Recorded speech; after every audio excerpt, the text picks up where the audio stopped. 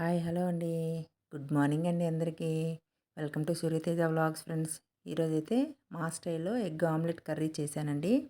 మీకు ఎవరికైనా నచ్చితే ట్రై చేయండి. ఎలా వచ్చిందో కామెంట్ చేయండి ఫ్రెండ్స్. ముందుగా దీనికోసం 3 గుడ్లునైతే నేను తీసుకున్నానండి. తర్వాత కర్రీలోకి ముందుగా ఉల్లిపాయ ముక్కలు, పచ్చిమిర్చి, కొత్తిమీర, టమాటా ముక్కలు కట్ చేసి రెడీగా పెట్టుకున్నానండి. తర్వాత స్టవ్ పైన వెడల్పైన ప్యాన్ పెట్టుకున్నానండి. ప్యాన్ వేడైన తర్వాత ఒక 4 టేబుల్ స్పూన్స్ అయితే ఆయిల్ పడుతుందండి. చూడండి, నేనైతే ఆ గరిటెతో 4 టేబుల్ స్పూన్ ఆయిల్ వేశాను. ఆయిల్ బాగా హీట్ అవ్వనివ్వాలండి. హీట్ అయిన తర్వాత ఈ ఎగ్ని అందులో వంపేయాలి. ఒక్కొక్క గుడ్డుని కొట్టుకోవాలండి. చూడండి, ఆమ్లెట్ లాగా వేసుకొని ఫ్రై అవ్వనివ్వాలండి. ఇది ఎక్కువ మాడనివ్వకండి. కొంచెం గోల్డ్ కలర్ వస్తే మనకిది సరిపోతుంది. చూడండి, అన్ని గుడ్లని అలాగే నేను ఆమ్లెట్ లాగా వేసుకున్నాను. చూడండి, వేసుకుంటే మనకి చాలా ఈజీగా కర్రీ అనేది చేసుకోవచ్చు అనమాట. అయిపోయిందండి. చూడండి, 3 గుడ్లని వేసేసుకున్నాను. తర్వాత ఆయిల్ అయితే సరిపోలేదు నాకు. తర్వాత మళ్ళీ 2 టేబుల్ స్పూన్ ఆయిల్ వేసుకున్నాను. ఆయిల్ వేసుకొని వేడైన తర్వాత 1/2 టేబుల్ స్పూన్ ఆవాలు, 1/2 టేబుల్ స్పూన్ జీలకర్ర వేసుకొని వేయించిన తర్వాత ముందుగా కట్ చేసి పెట్టుకున్న ఉల్లిపాయ ముక్కలు, పచ్చిమిర్చి వేసుకున్నానండి.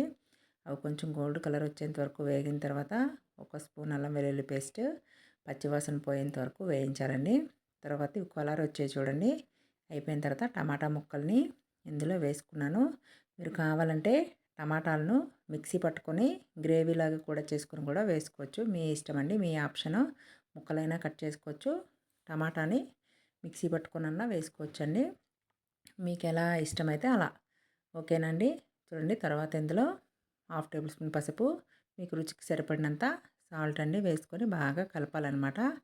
కలిపిన తర్వాత చూడండి, ఆయిల్ అనేది మనకు పైకి తేలుతుంది కదా. ఇప్పుడు మనకి ఇది రెడీ అయిపోయింది. ఈ స్టేజ్లో మనం 1/2 టేబుల్ స్పూన్ ధనియాల పొడి, 2 టేబుల్ స్పూన్ అయితే కారం అయితే నేను వేసానండి. మీ రుచికి సరిపడినంత కారం వేసుకోండి. తర్వాత ఇదంతా మిక్స్ చేసుకున్న తర్వాత ముందుగా మనం ఆమ్లెట్ వేసాం కదండి. ఆ ఆమ్లెట్ని ఇందులో వేసుకొని మొత్తం ఒక 2 మినిట్స్ బాగా మిక్స్ అవ్వనివ్వాలండి. దీంట్లో ఉప్పు, కారం అనేది బాగా పట్టేంత వరకు కొంచెం వేయించిన తర్వాత ఒక చిన్న గ్లాస్తో వాటర్ వేస్తే సరిపోతుందండి. చూడండి, బాగా కలిసిపోయింది. బాగా కలిసిపోయిన తర్వాత ఇందులో మనం ఒక చిన్న గ్లాసుడు వాటర్ అండి అవి వేసుకుంటే మనకి అది బాయిల్ అవుతుంది కదా. దీంట్లో ఉప్పు, కారం అనేది బాగా పడతాయి అన్నమాట. ఇంకాను ఇది ఉడకాలి కొంచెము. ఒక 5 మినిట్స్ ఉడికితే సరిపోతుందండి. చూడండి, ఈ ఉడికేటప్పుడు మనం సాల్ట్ అది అడ్జస్ట్ చేసుకోవాలండి. నాకైతే సాల్ట్ కొంచెం సరిపోలేదు, అందుకే నేను వేసుకున్నాను. మళ్ళీ సాల్ట్, కారం ఈ స్టేజ్లో చూసుకుంటే మనకి తెలుస్తుంది కదా, అందుకు. కారం కూడా సరిపోకపోతే వేసుకోండి. నాకైతే సరిపోయింది. అయిపోయిందండి కర్రీ. దించే ముందు కొత్తిమీర వేసుకుంటే రెడీ అయిపోయిందండి. చాలా టేస్టీగా ఉంటుంది ఫ్రెండ్స్. ఎవరికైనా నచ్చితే ట్రై చేయండి. ఎలా వచ్చిందో కామెంట్ చేయండి ఫ్రెండ్స్. కర్రీ అయితే దగ్గరికి అయిపోయిన తర్వాత స్టవ్ ఆఫ్ చేసుకోవడమేనండి. ఓకేనా ఫ్రెండ్స్? మా వీడియోస్ కనుక మీకు నచ్చినట్టయితే లైక్ చేయండి, షేర్ చేయండి, సబ్స్క్రైబ్ చేయండి friends. Thank you for watching friends.